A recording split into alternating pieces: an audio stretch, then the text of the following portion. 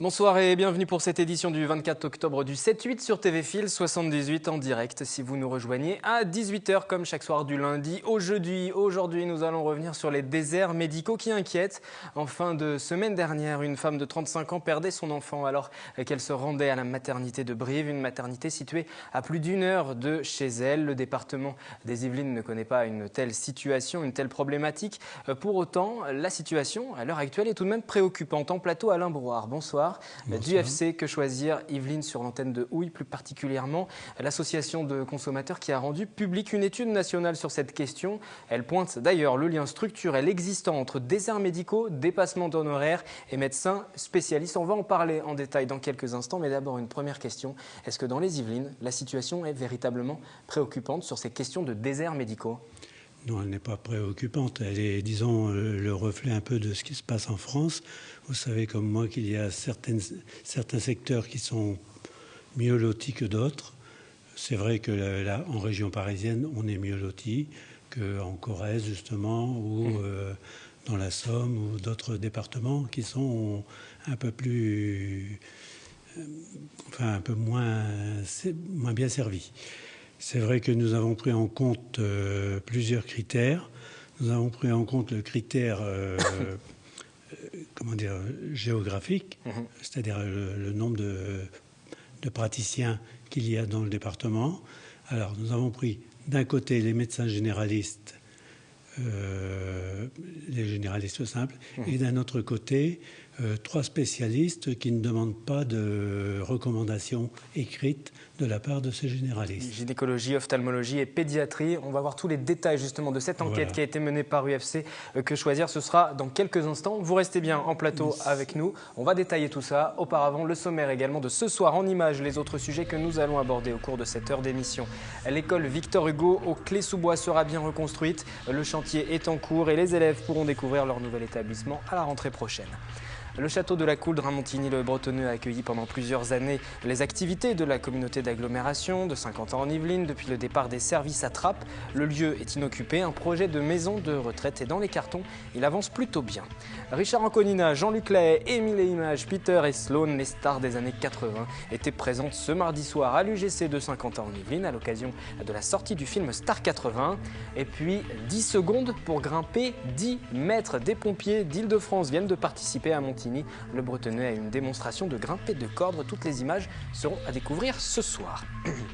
Cyclisme à présent avec cette information. Christian Prudhomme, le directeur du Tour de France, a dévoilé officiellement ce matin à 11h30 le parcours de 2013. Cette 100e édition partira de Corse, mais surtout s'achèvera par une étape inédite reliant Versailles aux Champs-Élysées avec une arrivée nocturne le 21 juillet aux alentours de 21h30. Une dernière étape longue de 118 km. Autre information qui est tombée aujourd'hui, et je vous propose un long retour en arrière. En juin 2001, la commune de Manille-les-Hameaux découvrait un déficit record, celui du SICTOM, le syndicat de traitement des ordures ménagères. 15 millions d'euros. En 2007, la commune avait quitté ce syndicat. Une procédure juridique avait alors été engagée contre Jean-Philippe Assel, ancien maire adjoint de Rambouillet, pour sa gestion jugée délictueuse du SICTOM. Le tribunal de la 11e chambre de Paris a prononcé aujourd'hui son verdict. Il a été condamné à 18 mois de prison avec sursis, 20 000 euros d'amende et 5 ans de privation de droits civiques et familiaux. L'équipe de Star 80 était donc à l'UGC de Montigny-le-Bretonneux ce mardi soir pour une avant-première du film et nous les avons rencontrés au cours de la seconde partie du 7-8 de ce 24 octobre. Interview de Richard Anconina, de Jean-Luc Lahaye, Peter et Sloan ou encore Émile et Images ou encore Patrick Hernandez. Voici déjà un aperçu de l'ambiance qui régnait hier soir à Saint-Quentin en Yvelines. Il m'entraîne au bout de la nuit, les démons de minuit. Les démons de minuit, mais aussi Confidence pour Confidence ou encore Born to be Alive, des tubes qui ont marqué les années 80 et qui sont aujourd'hui devenus des incontournables plébiscités par le public.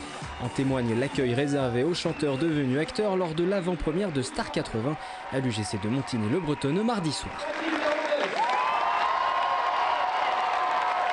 Moi, j'étais plutôt habitué à rentrer dans des salles feutrées, des gens concentrés sur un film, avec parfois quelqu'un qui fait du bruit en toussant ou en mangeant des chips.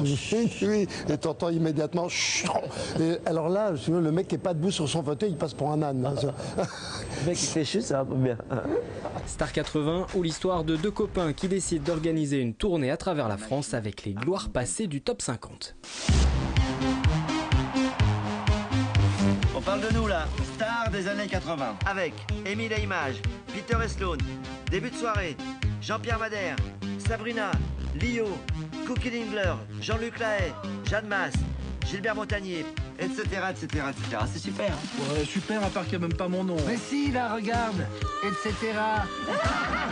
C'est pas un concert filmé, hein. C'est pas un karaoké, parce que certaines critiques parlent de karaoké. C'est pas un karaoké, c'est pas un concert filmé, c'est pas une télévision sur grand écran. Non, c'est un hommage à ces gens-là, à cette période, à ce qu'ils ont installé pour très longtemps dans la mémoire collective, dans la mémoire dans la culture française, enfin de la chanson française. T'inquiète pas, tout se passe super bien. Sac à merde! Boss blonde! Sabrina, qu'est-ce qui a motivé votre retour? L'amour. Dis-moi Star, sur singulier ou pluriel? Les caprices de stars, terminé, hein. De toute façon, c'est pas vous les stars, c'est vos chansons. Voilà, personne connaît leur prénom. C'est quoi vos prénoms? Tic et tac? Début et soirée? N'importe qui peut chanter vos chansons. Extra, franchement extra. Le fait de revoir les tubes et tout ça, de les réentendre, ça move, ça fait du bien, c'est un truc de fou. Star 80 à l'affiche depuis ce 24 octobre, plusieurs millions de spectateurs sont attendus. Viendra ensuite le temps pour les chanteurs de repartir sur scène, déclinaison du film projeté en salle. Le spectacle de la troupe reprendra la route début 2013.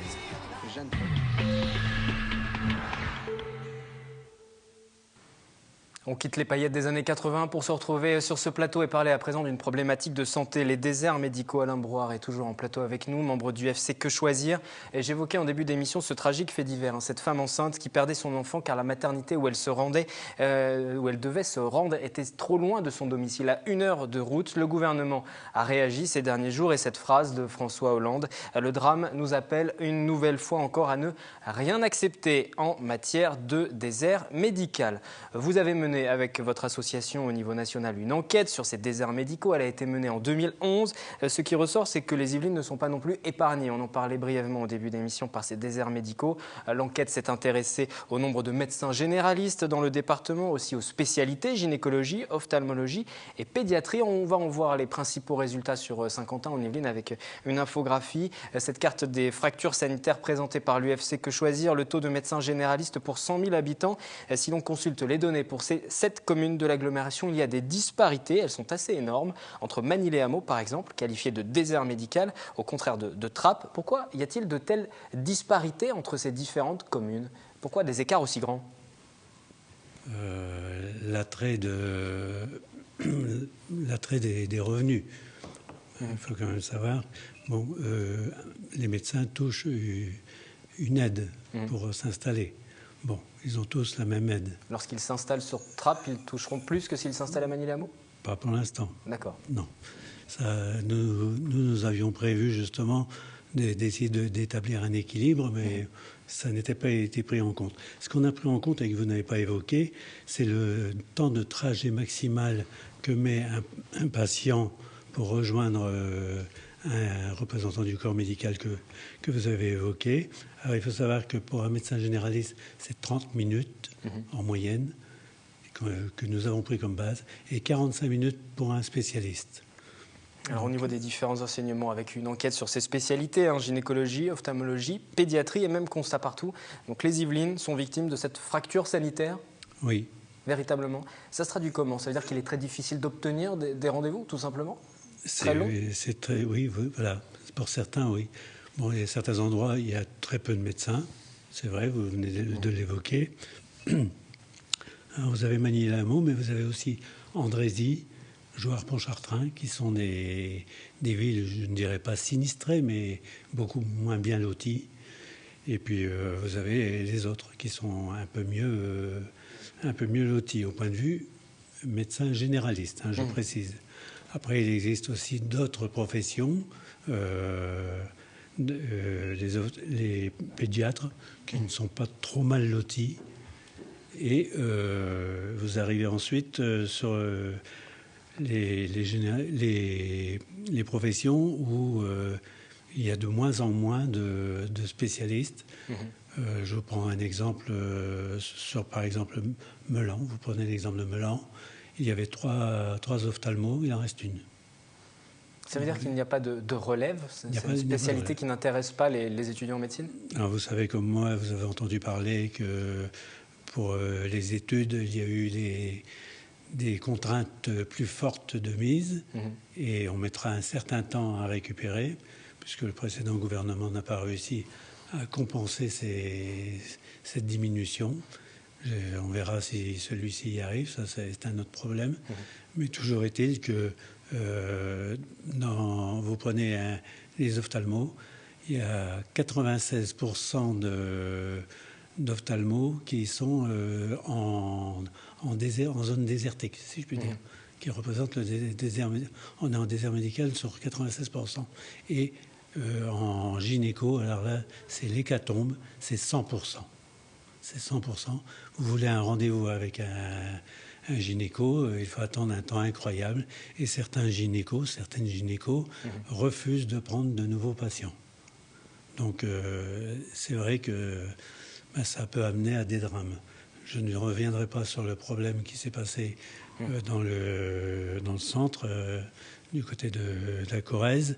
C'est un autre domaine que nous évoquerons certainement plus tard. Mais c'est vrai que c'est quand même embêtant de trouver des spécialistes de ces domaines, d'arriver à avoir, si vous avez une urgence. Par exemple, je parle à titre personnel, j'ai eu un problème ophtalmique il y a quelque temps. Je suis passé en priorité, mais j'ai quand même dû attendre. C'est quand même un comble.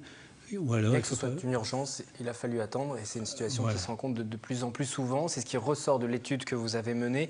Si on prend en compte uniquement les médecins qui ne pratiquent pas les dépassements d'honoraires, là la situation est encore plus compliquée, notamment dans le sud des Yvelines, du côté de Chevreuse, de Saint-Rémy. Il est difficile de trouver un médecin qui ne pratique pas ces dépassements d'honoraires. Oui, c'est exact. C'est un des constats que vous avez tiré de cette étude. Oui. C'est important de le mettre en valeur. Pourquoi vous avez souhaité sortir justement ces chiffres et les mettre sur la place publique? C'était pour avoir un document de travail et montrer que ce ne sont pas seulement des sentiments des patients qui souhaitent prendre des rendez-vous? Alors c'était d'abord, l'étude a été faite depuis la fin de l'année 2011 et le nouveau gouvernement devait s'occuper courant novembre de ce problème. La date a été avancée, nous avons dû agir un peu plus rapidement que prévu. Il est vrai que nos chiffres sont quand même fiables puisqu'ils ont été pris d'après Amélie, qui est le site internet de la Sécu. De la CNAM. La caisse primaire d'assurance maladie. Alors l'UFC Que Choisir fait aussi des propositions, politique d'incitation par exemple, prime à l'installation, rémunération complémentaire, qui ont prouvé leur inefficacité. Pour l'UFC, il faut limiter les installations de médecins dans des zones surdotées. Voilà, exactement. Et ça, on proposait justement de ne plus les aider, ou beaucoup moins, et d'aider beaucoup plus ceux qui se mettent dans des zones plus défavorisées. Parce que dans les déserts médicaux, vous n'avez pas seulement une absence de médecins, mais vous avez aussi des gens qui n'ont pas des revenus assez importants pour avoir accès à des soins spécialisés. Vous avez des personnes âgées, des smicards, des gens avec des faibles revenus, des situations difficiles. Et c'est ce qu'on voulait empêcher. On voulait essayer d'aider au maximum les médecins qui, je dirais, se dévouent et retrouvent l'esprit du serment d'Hippocrate. Faut-il aussi imposer aux médecins leur première implantation lorsqu'ils sortent de l'école, de la formation? C'est la question que nous vous avons posée aujourd'hui et puis vous pourrez y réagir ensuite. Non, moi je pense que c'est pas une bonne idée. Ça veut dire que de toute façon il reste quelques temps et puis après il s'enfuit, quoi. Donc non, je pense pas que ce soit une solution. Oui, parce que ça devient un désert complètement, la France. Alors bon, il faut quand même faut leur donner un petit peu qu'ils prennent leurs responsabilités, quoi, quand même. Hein, c'est pour qu'ils n'aillent pas tous sur la Côte d'Azur. Non, non. Non, je pense que chacun est libre d'exercer là où il veut, qu'il démarre ou qu'il ait déjà de l'expérience. Même s'il y a une pénurie, oui, c'est plutôt aux patients de se déplacer. Voilà. On a des avocats commis d'office, mais pas forcément des médecins commis d'office. Oui, il y a des côtés oui, il y a des côtés non. C'est vrai que la pénurie des médecins en campagne, ça pose un problème. Bon, leurs conditions de travail, ça me paraît difficile aussi. Ils gagnent moins, ils sont corvéables à merci jour et nuit. Voilà, après, l'imposer peut-être provoquer des situations favorables d'implantation des médecins, quoi. Ben oui, c'est certain, parce que certaines personnes ont des problèmes justement pour se déplacer et puis avoir le médecin le plus proche possible. Alain Brouard, donc pour l'UFC Que Choisir, quel est votre avis? Est-ce qu'il faut imposer aux médecins leurs premières implantations? Imposer peut-être pas, mais inciter fortement, oui. On peut inciter justement fiscalement, ne pas aider ceux qui sont déjà en situation favorable et qui vont gagner honorablement leur vie. Ce n'est pas un reproche, ils font des études.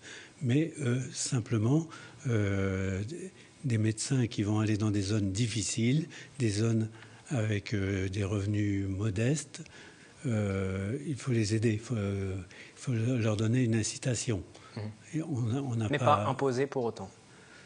On est en démocratie. Avant de terminer, on va juste donc parler de cet accord trouvé hier mardi entre la Sécurité sociale et les médecins pour encadrer les dépassements d'honoraires. Accord qualifié d'historique par les signataires. Le seuil de dépassement est limité à 150%, soit 70 € pour une consultation remboursée sur la base de 28 €. C'est assez technique, mais on parle d'accord historique, difficile à obtenir. Vous le savez, il y a eu beaucoup de discussions. Ce système est très complexe. Quel est le regard que vous portez dessus, sur ces questions de dépassement d'honoraires et cet accord qui a été trouvé? Je trouve que c'est déplorable parce qu'on avait parlé de l'égalité d'accès aux soins pour les patients et on s'en éloigne parce que 150%, nous demandions de supprimer progressivement les 40% de suppléments qui sont remboursés par les mutuelles en général, par certaines mutuelles, pas toutes. Mais là, on arrive à 150% qui vont diminuer sur 3 ans, selon la bonne volonté des praticiens. Connaissant l'esprit, sans vouloir être méchant, l'esprit français, cela m'étonnerait qu'on y arrive. Donc votre proposition, c'est de plafonner ces dépassements à hauteur de 40%. Oui, et même de les supprimer. Merci Alain Brouard, UFC Que Choisir, d'être venu sur ce plateau. Vous vouliez ajouter un dernier mot? Oui. Je vous en prie. Je suis de l'association locale de Houille, parce que nous sommes 7 associations locales. Tout à fait, ce que j'avais précisé en début d'entretien, mais vous faites bien de le redire. UFC Que Choisir, donc sur l'antenne de Haute. Merci à vous Alain Brouard.